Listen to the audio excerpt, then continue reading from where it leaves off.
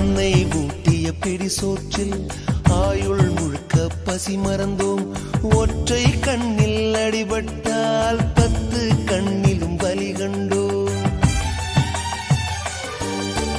பள்ளிக்கூடம் தந்ததில்லை பாசம் என்னும் நூல் ஒன்றை, வேதங்கள் 4 சொன்னதில்லை எங்கள் கதை.